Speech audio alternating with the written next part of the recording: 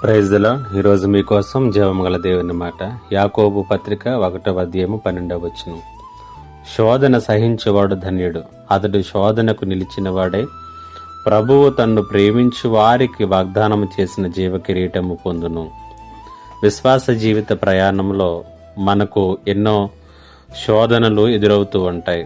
ఎన్నో రకాలైనటువంటి శోధన కాలముల గుండా మనము ప్రయాణము చేయవలసినటువంటి వారమై ఉంటూ ఉన్నాం. అయితే యాకోబు రాసినటువంటి పత్రికలో ఈ శోధనలు అనేటువంటివి మన యొక్క జీవితములలో ఏమి చేస్తాయో అనేటువంటి విషయాన్ని తెలియచేస్తున్నాడు. శోధనలు చాలా సందర్భాల్లో మన జీవితాలను పాడు చేసేవిగా, గరిబిలి చేసేటటువంటివిగా, నొప్పిని బాధను కలుగు చేసి ఆనందాన్ని దూరం చేసేటటువంటివిగా మనం భావిస్తూ ఉంటాం. అయితే మన జీవితాల్లో మనము శోధనలు ఎదుర్కొంటున్నప్పుడట, వాటిని సహనంతో ఎదుర్కొన్నప్పుడు, వాటిని ధైర్యంతో ఎదుర్కొని నిలబడగలిగినప్పుడు మనము ఎవరమో ఆ శోధనల్లో నిరూపణ అవుతుంది. ఆ నొప్పి అనేటువంటిది నిజంగా మనం ఎవరమో మనకు చూపిస్తుంది. మన విశ్వాసము ఎంత ఉన్నతంగా ఉందో మనకు చూపిస్తుంది. మన ఆత్మీయ జీవితం యొక్క లోతు ఎంతో మనకు అర్థమయ్యేలాగా చేయగలిగినటువంటిది శోధన.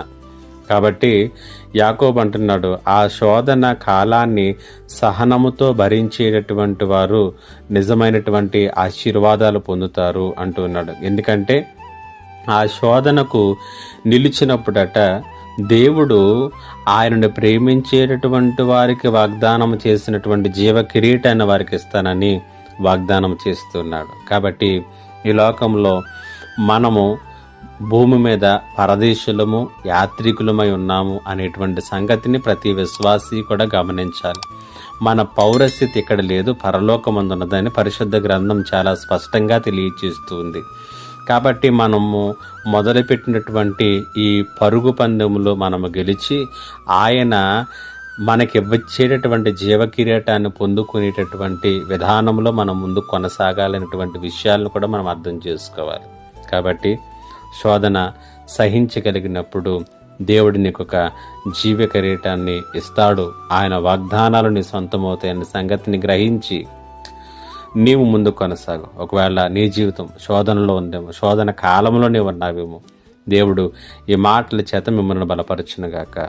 ఆమేన్. ప్రార్థన. మా గొప్ప దేవుడైన తండ్రి, మీకు వందనాలు. ఈ మాటల చేత ప్రతి ఒక్కరిని బలపరచుమని యేసు పరిశుద్ధ నామములో అడిగి వేడుకొనుచున్నాను తండ్రి. ఆమేన్.